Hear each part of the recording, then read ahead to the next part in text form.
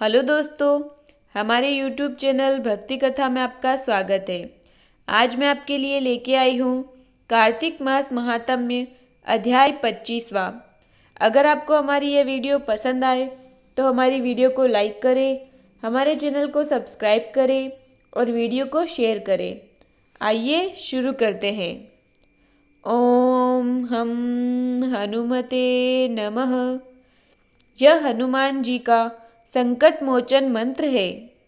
यदि दिल में किसी भी प्रकार की घबराहट, डर या आशंका है तो निरंतर प्रतिदिन इस मंत्र का जाप करें और फिर निश्चिंत हो जाए।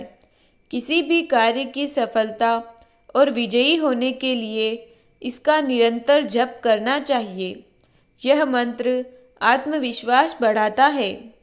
हनुमान जी को सिंदूर, गुड़, चना चढ़ाकर इस मंत्र का नित्य जप सफलता व यश देने वाला माना गया है।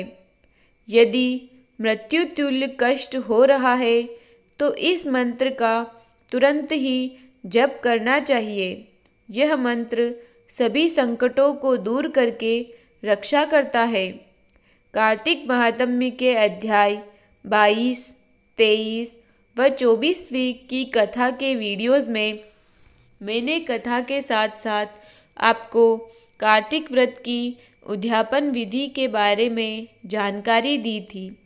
अब मैं आपको कार्तिक व्रत के कार्तिक महात्म्य के अलावा सुनी जाने वाली अन्य कहानियों के विषय में बताऊंगी। सुनी जाने वाली अन्य कहानियाँ। कार्तिक व्रत में कार्तिक महात्म्य के अलावा निम्न कहानियाँ भी सुनी जाती है। कार्तिक स्नान की कथा, तुलसी की कथा, गणेश जी की कथा, पीपल की कथा, आंवले की कथा, पथवारी की कथा, शालिग्राम जी की कथा, नितनेम की सीता माता की कथा, धर्मराज जी की कहानी, लपसी तपसी की कथा आदि कथाएं सुनी जाती है। कार्तिक मास महात्म्य 25वां अध्याय। आइए शुरू करते हैं। श्री कृष्ण का सत्यभामा से पाप पुण्य के कर्म फल का वर्णन। श्री कृष्ण सत्यभामा से बोले, हे प्यारी, इस प्रकार उनकी वाणी सुनकर प्रसन्न मन होकर राजा पृथु ने नारद जी को यथाविधि पूजन करके आदरपूर्वक विदा किया। श्री कृष्ण भगवान आगे बोले, माघ, कार्तिक और एकादशी ये तीनों व्रत मुझको बहुत प्यारे हैं। वनस्पतियों में तुलसी, मासों में कार्तिक, तिथियों में एकादशी और धर्म क्षेत्रों में द्वारिका मुझको बहुत प्यारी है। जितेंद्रिय होकर जो इनका सेवन करता है, पूजन या आराधना करता है, वह मुझे इतना प्रिय होता है जितना यज्ञादिकों के करने से नहीं होता। इन तीनों का सेवन करने वाले मनुष्यों को पापों से भय नहीं रहता। मेरे अनुग्रह से उनके पाप दूर हो जाते हैं। सत्यभामा बोली, हे नाथ, आपने जो कहा कि दूसरों के दिए हुए आधे पुण्य से कलह तर गई, सो ये आश्चर्य है। इस कार्तिक मास का ऐसा प्रभाव है जो आपको इतना प्रसन्न करने वाला है। जो पति से बैर करने वाली स्त्री कलह भी कार्तिक के स्नान के पुण्य प्रभाव से तर गई। हे नाथ, दूसरों का किया हुआ पुण्य उसके देने से मिल जाता है या बिना दिए भी मिल जाता है, सो आप कहो। श्री कृष्ण बोले, हे प्रिय, बिना दिए हुए पुण्य और पाप मनुष्य को जिस कर्म से मिलते हैं, जो तुम सुनो।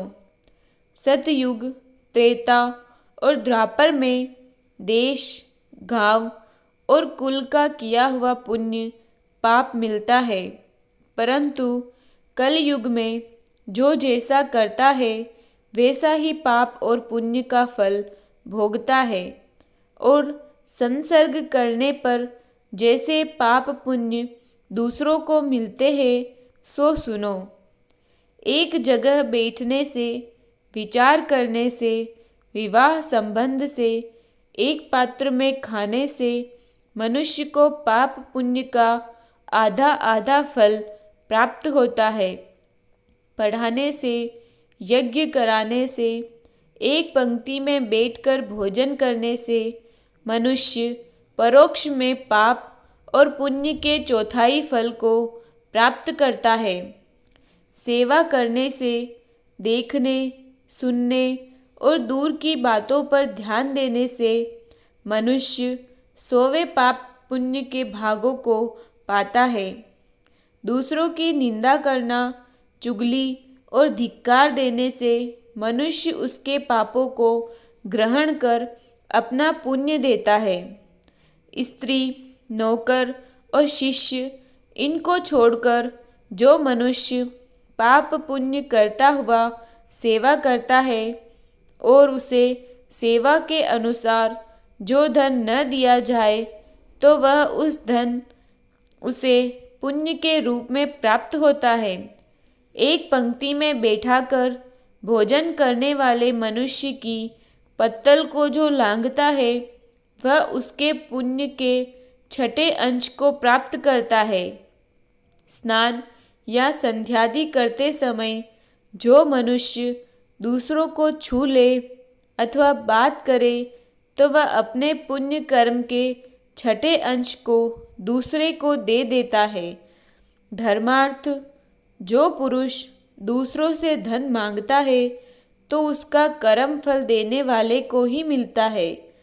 पराया द्रव्य लेकर पुण्य करने वाला पापी है, और जो धनी है उसी को पुण्य का फल मिलता है।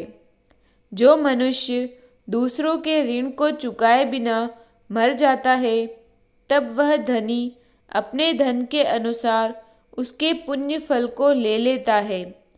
जो आदमी शिक्षा देता है, सलाह देता है तथा कार्य को सामग्री देता है और प्रेरणा देता है वह भी उसके छोटे अंश को प्राप्त करता है।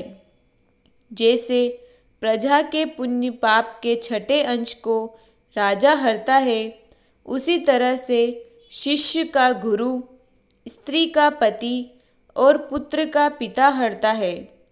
पति के अनुकूल रहने और उसके मन को प्रसन्न करने वाली स्त्री पति के पुण्य का आधा भाग ले लेती है। जो पुण्यात्मा पुरुष दूसरों के हाथ से दान करता है तो करने वाला भी नौकर और पुत्र को छोड़कर 6ठे अंश को प्राप्त करता है। जीविका देने वाला भी खाने वाले के पुण्य के 6ठे अंश को पाता है।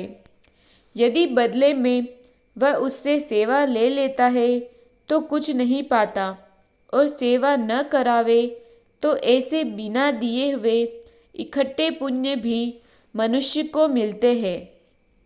इसी प्रकार कलयुग में भी मनुष्य को अपने किए पाप पुण्य का फल भोगना पड़ता है, परंतु कलयुग में यह नियम नहीं है। पाप और पुण्य को भोगने वाला स्वयं कर्ता ही होता है। इस विषय में एक प्राचीन इतिहास बड़ा पवित्र उग्र बुद्धि को देने वाला है, उसे भी सुनो। अब आगे का वृत्तांत 26वें अध्याय में सुने। इति श्री कार्तिक मास महात्म्य पंचविंशति 25वां अध्याय संपूर्ण। जय श्री कृष्ण।